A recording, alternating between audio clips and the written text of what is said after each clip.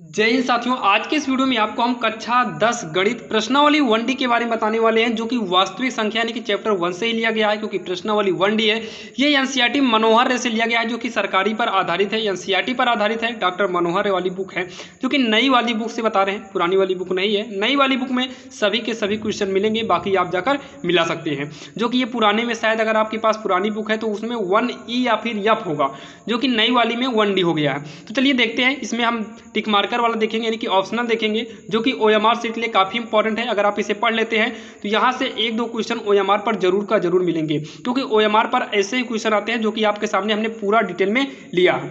जैसे कि यहाँ पर देखिए दिया है। और इससे पहले हम बता दें, अगर आपको सारा वीडियो चाहिए लाइन से तो आप जाइए प्लेलिस्ट में, वहाँ पर आपको डॉक्टर मनोहर रे का और एनसीईआरटी का सभी का लिंक दे देंगे, जहां पर जाकर आप लाइन से आप देख सकते हैं। प्लेलिस्ट के जरिए पूरा क्वेश्चन लाइन बाय लाइन देख लीजिएगा। यहाँ पर देखिए दिया है धन पूर्णांक 6a से ठीक पहले आने वाला धन पूर्णांक होगा। देखिए 6a + 5 है, और इसके पहले लाने के लिए अगर किसी भी संख्या के जस्ट पहले जाना है, उसमें से आप एक क्या करो, घटा दो। तो 6a प्लस में 5 में घटाएंगे 4 आएगा, यानी कि 6a + का 4। ये जिस ऑप्शन में होगा उसी ऑप्शन में टिक लगा देना है, जो कि आपको जो है ओएमआर सीट पे भरना रहता है। बाकी आप यहाँ पर देख लीजिए आखिर कौन सा सही होगा। बाकी ओएमआर पे कैसे भरा जाता है इसके लिए भी आपको जल्द ही वीडियो ला देंगे। दूसरा बोला है अपरिमेय संख्या है, तो 22/7 जो भी संख्या p/q के रूप में हो वो परिमेय है। तो 22/7 आपका परिमेय है, जो कि पूछा है अपरिमेय। तो अपरिमेय संख्या याद रखिएगा, अगर कोई भी संख्या पाई में हो और रूट में हो तो वो अपरिमेय होता है। जैसे आप कहेंगे कि ये वाली भी रूट में है, ये भी अपरिमेय होगा, तो ऐसा नहीं है। अगर कोई भी संख्या रूट से बाहर निकल जाए तो वो परिमेय होता है। तो 16 जो है ये 4 × 4 होगा और 4 बाहर आ जाएगा। इसका मतलब 5/√16 परिमेय है। इसका मतलब ऑप्शन 2 इसका सही होगा, पाई आपका अपरिमेय है। अब उसके बाद अगर हम तीसरे नंबर की बात करें तो संख्या 4√3, तो देखिए रूट के अंदर 3 है, जो कि रूट से बाहर नहीं जा सकता है। इसका मतलब ये आपका अपरिमेय होगा। निम्नलिखित संख्याओं में से परिमेय संख्या होगी। √5 रूट के अंदर है, बाहर निकलेगा नहीं, तो ये आपका परिमेय है, अपरिमेय है। परिमेय नहीं होगा, अपरिमेय है। लेकिन रूट के अंदर जो 1 है, ये 1 जो है ध्यान देना, 1 हमेशा रूट से बाहर हो जाएगा। इसका मतलब ये परिमेय है।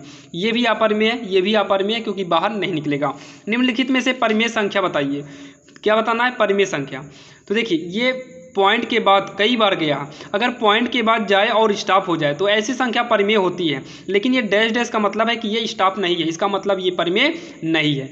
रूट के अंदर 7 है, बाहर निकलेगा नहीं, तो ये अपरिमेय है। ये देखिए पॉइंट के बाद स्टॉप हो गया है, इसका मतलब परिमेय संख्या बोला था। यही वाला ऑप्शन आपका सही हो जाएगा। 98 के अभाज्य गुणनखंड होंगे। 98 के आपको अभाज्य गुणनखंड बताना है। अगर 98 का हम लासा निकालें तो 2 से काटेगा 49 आएगा, 2 से काटेंगे 2 × 7 14 होगा, 7 × 9 7 होगा। इसका मतलब यहाँ पर देखिए, अच्छा 7 से कटेगा, यहाँ 7 × 7 = 49 होगा। 2 से काटेंगे 49, फिर 7 से काटेंगे, फिर 7 से काटेंगे। इसका मतलब इसके अभाज्य गुणनखंड पहले 2 रहेगा, इंटू में 7 कितनी बार है? 2 बार है, इसका मतलब 7 का स्क्वायर। देखिए ये वाला जिस ऑप्शन में होगा वही आपका सही है, यानी कि ऑप्शन नंबर 2 इसका करेक्ट आंसर हो जाएगा। अब यहाँ पर देखिए जो 7वां नंबर है, 726 और 275 का मासापा होगा, यानी कि इसका मासा क्या होगा? तो ध्यान से देखिए 26 है, इसका अगर हम खंड करेंगे तो ये 2 से कटेगा, 2 तिहाई 6, 1 बचेगा 12, 2 छंग 12, फिर 2 तिहाई 6, 3 से काटेंगे 3 × 9 3, 3 दूनी 6, 3 × 9 3, 11 से काटेंगे 11 × 9 11 × 9, फिर 11 से काटेंगे, इतना आएगा। अब उसके बाद अगर 275 का हम खंड करें तो ये 5 से कटेगा, 5 25, 5 25 होगा, क्योंकि 5 25 2 बचेगा, यहाँ 25 होगा, 5 25, फिर 5 से 5 × 9 5, 5 × 9 5, 11 से काटेंगे 11 × 9 11। इसका मतलब है कि 726 का जो खंड आया है 2 × 3 × 11 × 11 आया है, और जो 275 का खंड आया है 5 × 5 × 11। और मासा निकालना है, तो मासा निकालने के लिए जो दोनों में मिलता हो केवल वही लीजिएगा। तो दोनों में 11 मिल रहा है तो 11 लेंगे, इसका मतलब इसका मासा भी 11 आएगा, यानी कि ऑप्शन चौथा इसका सही आंसर हो जाएगा। अब यहाँ पर देखिए ये बोला है कि n² - 1 कामा 8 से विभाज्य होती यदि n पहले पूर्णांक बोला है, फिर प्राकृतिक संख्या, विषम संख्या, सम संख्या। ध्यान से आप देखिएगा, यहाँ पर देखिए हम आपको रफ में एक बार दिखा देते हैं।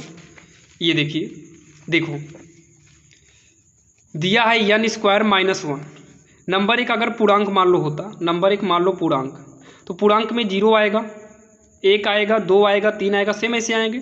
मान लो यहाँ 0 करेंगे n के स्थान पे, तो 0 का वर्ग -1, 0 -1 आएगा -1। कह रहा है कि 8 से विभाज्य होता, तो 8 से कटेगा, ये नहीं कटेगा। इसका मतलब पहला ऑप्शन आपका गलत हो जाएगा। दूसरा प्राकृतिक संख्या, प्राकृतिक संख्या में आपका 1 आएगा, तो 1 को ले लेते हैं, n स्क्वायर -1 है, यहाँ 1 करेंगे तो 1 का स्क्वायर -1, 1 का स्क्वायर 1 - 1 इक्वल 0, 0 8 से कटेगा तो आप कहेंगे हाँ 8 0 0 हो जाएगा। लेकिन अगर प्राकृतिक संख्या की बात है, खैर ये पूर्णांक, हाँ n जो है प्राकृतिक संख्या है। अब 2 लेकर चेक करते हैं, अगर 2 करेंगे n स्क्वायर -1 है, अगर 2 लेके करेंगे तो 2 का स्क्वायर -1, 2 का वर्ग कितना होगा 4 -1, 4 में 1 घटाएंगे 3, 3 के 8 से कटेगा नहीं। इसका मतलब दूसरा ऑप्शन भी इसका गलत हो गया। अब फिर से जो है n स्क्वायर -1 है। अब तीसरा क्या है, विषम संख्या है। विषम संख्या लेते हैं तो देखिए सम संख्या का मतलब 2, इसके बाद जो दिया है सम संख्या, तो सम संख्या पर हमने चेक किया अभी 2 का वर्ग करके, जो कि हमारा 3 आया, जो कि 8 से नहीं कटेगा। इसका मतलब लास्ट वाला ऑप्शन नहीं सही होगा। इसका मतलब बचा तीसरा ऑप्शन, वही सही होगा। एक बार चेक कर लेते हैं। तीसरा बोला है विषम संख्या, तो 1 3 5 ये सब के सब विषम संख्या हैं। अगर हम पहले 1 यहाँ पर रखें तो ये 1 से रखने पर देखिए 1 रखने पर 0 हुआ, इसका मतलब 1 पर आपका सही है। 3 पर चेक कर लेते हैं, 3 का स्क्वायर -1, 3 का वर्ग 9 -1 8, ये 8 से कटेगा, इसका मतलब दूसरा भी सही है, n स्क्वायर -1। 5 पर चेक करते हैं, 5 का स्क्वायर -1, 5 25 -1 इक्वल 24, इसका मतलब विषम संख्या ही इसमें सही होगा। क्या होगा, विषम संख्या। अब यहाँ पर देखिए बोला है यदि 65 और 117 के HCF को 65 m - 117 के रूप में व्यक्त किया जा सके तो m का मान बताइए।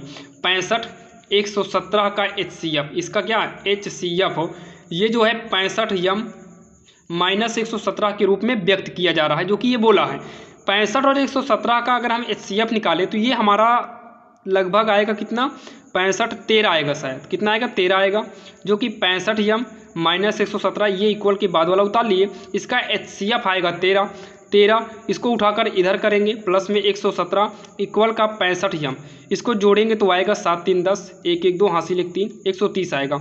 और यहाँ पर 65 m है, तो m बराबर 130, 65 का पक्षांतर करेंगे तो बटे में आएगा, बटे में 2 बार में कट जाएगा, m बराबर 2, यानी कि इसका जो आंसर आने वाला है ये कितना आएगा, ये m बराबर 2 आएगा। कितना आएगा, m बराबर 2। इसका मतलब ऑप्शन दूसरा इसका करेक्ट आंसर हो जाएगा। देखिए अगला जो है 10वां नंबर क्या बोला है कि वह सबसे बड़ी, और ये वाला बोर्ड में आने के चांस बहुत ज़्यादा होते हैं, या तो 9 नंबर 10 नंबर, ये सब ज़्यादा चांसेस हैं। बाकी आप पढ़ लीजिएगा, अब बोर्ड में कौन सी आ जाए कौन सी नहीं कोई दिक्कत नहीं, तो आपको 10 मिनट लगेगा, 10 मिनट के अंदर पूरा ये प्रश्नावली समाप्त हो जाएगा।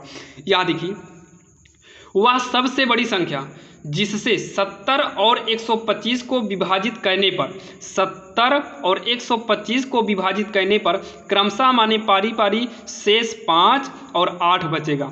जो बचेगा उसी का आपको क्या निकालना है, उसी का आपको घटा देना है। अब 70 में 5 घटाएंगे तो 65 आएगा, इसको घटाएंगे 117 आएगा। अब क्या करिए 65 और 117 का, 65 और 117 का HCF निकाल लो। क्या निकाल लो, HCF निकाल लो, यानी कि निकालने पर जब आप इसका HCF निकालेंगे तो 13 आएगा। कितना आएगा, 13 आएगा। तो 13 कहाँ पर है, पहले वाले ऑप्शन में है, तो पहला वाला ऑप्शन इसका करेक्ट आंसर होगा। बाकी आपको HCF निकालना तो आता ही होगा, क्योंकि इसके पहले हमने बहुत पढ़ा है लासा मासा, तो लासा मासा तो आना ही चाहिए। तो चलिए देर नहीं करते हैं और देखते हैं आखिर 11 नंबर में कौन सा सही है। अब यहाँ पर अगर हम बात करें 11 की, तो यदि दो धन पूर्णांकों a और b को a बराबर, देखिए a बराबर यक्स क्यूब वाई स्क्वायर दिया है, तो यक्स क्यूब वाई स्क्वायर का मतलब क्या है कि यक्स का गुणा 3 बार करो, यक्स गुणे यक्स गुणे यक्स। वाई स्क्वायर का मतलब वाई कितनी बार है, 2 बार है। b दिया है, b बराबर यक्स 1 है तो 1 करिए, वाई क्यूब का मतलब वाई 3 बार है, तो 1 बार 2 बार 3 बार। अब उसके बाद HCF आपको इसके बाद ये पढ़ लीजिएगा, जहाँ यक्स और वाई अभाज्य संख्या है तो HCF निकालना है। HCF निकालना है a कामा b का, मतलब a और b का HCF निकालना है। HCF का मतलब मासा होता है, और मासा का मतलब जो दोनों में मिले एक बार लिखो। जैसे यक्स यक्स मिला 1 लिखो, वाई वाई मिला तो 1 बार लिखो, फिर वाई वाई मिला लिखिए। अब कुछ भी नहीं मिल रहा है तो गुणा करा दो, यक्स वाई का वाई में गुणा कराएंगे तो वाई स्क्वायर। देखिए ऑप्शन में कहीं है, यही इसका फाइनल क्या हो जाएगा, आंसर हो जाएगा।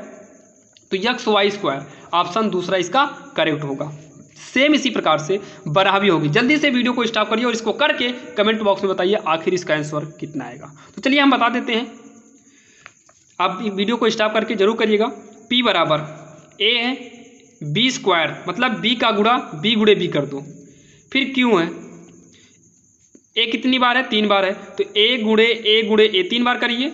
उसके बाद क्या है, बी है, तो यहाँ पर गुणे में बी कर दो। अब यहाँ पर एलसीएम ब्रैकेट में पी कामा क्यू करिए, एलसीएम पी कामा क्यू करिए। दोनों में देखिए एलसीएम मतलब लासा, लासा का मतलब जो दोनों में मिले एक बार लिखो, फिर बी मिल रहा है एक बार लिखो, और इसका और एक रूल होता है, अगर ना मिले जो ना उसको भी लिख लो, ये लासा का रूल है। जैसे बी नहीं मिला लिखो, ए नहीं मिला ये वाला लिखो, ये वाला भी ए नहीं मिला था इसको भी लिखो।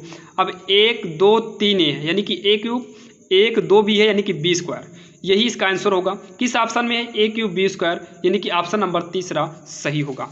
अब यहाँ पर देखिए 13 में क्या बोला है, एक शून्यतर परिमेय संख्या और एक अपरिमेय संख्या का गुणनफल सदैव, अगर शून्यतर परिमेय हो या ना हो, अगर अपरिमेय से अगर आपने गुणा करा दिया तो 100% हमेशा अपरिमेय आएगा। इसका मतलब सदैव अपरिमेय संख्या, सदैव परिमेय संख्या, परिमेय हो नहीं सकता, ये गलत है। परिमेय अपरिमेय ये भी नहीं हो सकता एक, यानी कि सदैव अपरिमेय आएगा। अपरिमेय का अगर किसी भी संख्या में गुणा कराए अपरिमेय का तो हमेशा वो अपरिमेय होगा, लेकिन ध्यान देना परिमेय संख्या में गुणा कराइए। कोई भी परिमेय संख्या हो उसमें अगर आप अपरिमेय से कराते हैं तो वो 100% अपरिमेय संख्या ही हो जाएगा। तो चलिए अब देर नहीं करते हैं और देखते हैं 2 सवाल और बची है, उन दोनों को भी हम देख लेते हैं। अब यहाँ पर देखिए 14 नंबर, ये एक सवाल है और एक सवाल और है 15वीं, जो कि पुरानी बुक में है, नई बुक में नहीं है। तो हमने ये नई बुक के आधार पे पढ़ा रहे हैं, यानी कि नया बुक आप देख रहे हैं, तो नए बुक में यही लास्ट सवाल है। तो चलिए इसको भी देखकर समाप्त करते हैं। 1 से 10 तक की संख्याओं दोनों सम्मिलित है, मतलब सम और विषम दोनों हैं, में से संख्याओं में से विभाज्य न्यूनतम संख्या क्या होगा। तो आप 1 2 3 4 ऐसे करके 10 तक संख्या लिखिएगा, आप उसका लासा निकालेंगे, जो लासा आएगा वही उसका आंसर होगा। बाकी यही चौथा वाला आपका सही होगा। बाकी ये बड़े नंबर है तो आप चौथे को ही याद रखिए। जैसे मान लो एग्जाम में आपको यहाँ पर नंबर बड़ा कर दे तो आप 1 से 10 तक की सभी संख्याओं का लासा निकाल कर ही सॉल्व करिएगा। और आशा करता हूँ साथियों ये वीडियो से आपको काफ़ी हेल्प मिला होगा और आपने OMR से संबंधित जितने भी चैप्टर 1 से क्वेश्चन आने वाले थे आपने उनको देख लिया है और आपके समझ में भी आ गया होगा, और शायद अब आपको इस चैप्टर में कोई भी प्रॉब्लम नहीं होगी। अगर आपको सारा वीडियो लाइन से चाहिए तो आप जाइए डिस्क्रिप्शन में लिंक मिल जाएगा, या फिर चैनल के प्लेलिस्ट में जाकर आप सारे वीडियो को लाइन से देख सकते हैं। अगर आपको NCERT से पढ़ना है तो आप RSL मैथ्स चैनल पर जाकर NCERT बुक से पढ़ सकते हैं। याद रखिएगा RSL मैथ्स चैनल पर जाना है, जहां पर आपको NCERT के क्वेश्चन मिल जाएंगे। बाकी अगर आपको सारे इंपॉर्टेंट क्वेश्चन अदर चाहिए तो आप जो है RSL मैथ्स या फिर RSL इंग्लिश ग्रामर जो आप देख रहे हैं इस चैनल के प्लेलिस्ट में जाकर आप आसानी से अपने बोर्ड एग्जाम की बेहतरीन से बेहतरीन तैयारी कर सकते हैं। और बाकी आपको अगर फिजिक्स कुमार मित्तल, ध्यान दीजिएगा फिजिक्स है कुमार मित्तल है, कुमार मित्तल नाम की एक बुक है, कुमार मित्तल। अगर आपको इस बुक की न्यूमेरिकल चाहिए कक्षा 10 साइंस में, अगर आपको इसका न्यूमेरिकल चाहिए कुमार मित्तल का, तो उसका भी वीडियो ऑलरेडी हम बना दिए हैं, जो कि उसका भी डिस्क्रिप्शन में लिंक दे देंगे, या फिर आप चैनल के प्लेलिस्ट में जाकर देख लीजिएगा। सारा क्वेश्चन, सारा आंकिक प्रश्न आपको मिल जाएगा। बाकी अगर आपको साइंस के इंपॉर्टेंट क्वेश्चन चाहिए तो उसका भी जल्द ही वीडियो लेकर आने वाले हैं। अगर आप इस चैनल पर नए हैं तो सब्सक्राइब कर लीजिए ताकि हम जब वीडियो बनाएं वो लेटेस्ट आपको मिले। तो चलिए मिलते हैं किसी अन्य वीडियो में, तब तक के लिए जय हिंद।